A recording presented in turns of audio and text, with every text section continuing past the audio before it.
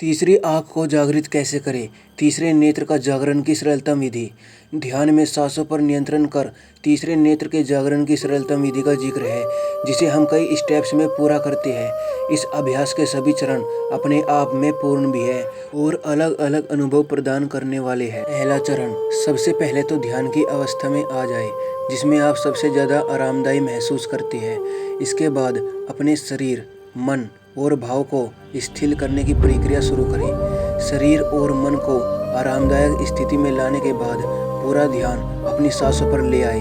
अगर ध्यान भटक जाए तो घबराए नहीं, फिर से अपना ध्यान सांसों पर एकाग्र करें। सांसों के आने जाने पर जो ध्वनि उत्पन्न होती है उसे सुनने की कोशिश करें। दूसरे चरण में आप अपनी आंखें बंद कर लें और अपना ध्यान अपने दोनों आंखों के बीच आईब्रो के मध्य है, यानी नाक की सबसे ऊपरी तरफ जहां दोनों आंखों के बीच गहराई है, वहां फोकस करें। कुछ समय बाद आपको एक चमकीला बिंदु दिखाई देगा। ये बिल्कुल ऐसे ही है जैसे आप किसी गहराई में उतर रहे हो, लेकिन आपको अपना ध्यान उस सुरंग की बजाय चमकीले बिंदु पर रखना है। हो सकता है आपका ध्यान भटकने लगे और आपको बिंदु के अलावा कई चीजें दिखाई देने लगे।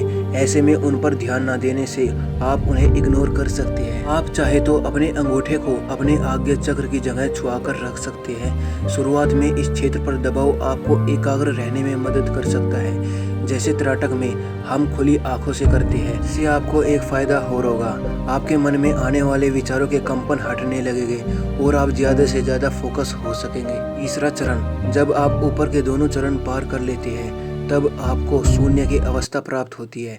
इस अवस्था में आपको अपने शरीर का भान भी नहीं होता है। जब आप शून्य की अवस्था में पहुंच जाते हैं तब आप शारीरिक बंधन से मुक्त हो जाते हैं और अपने आसपास की विचरण करती तरंगों को कैच करने लगते हैं। इससे आप काल की झलकियाँ देखने में कामयाब हो जाते हैं। तीसरे नेत्र जागरण की 3 अवस्था में हमें ध्यान देना चाहिए कि हमारा मानसिक स्तर संतुलन की अवस्था में हो।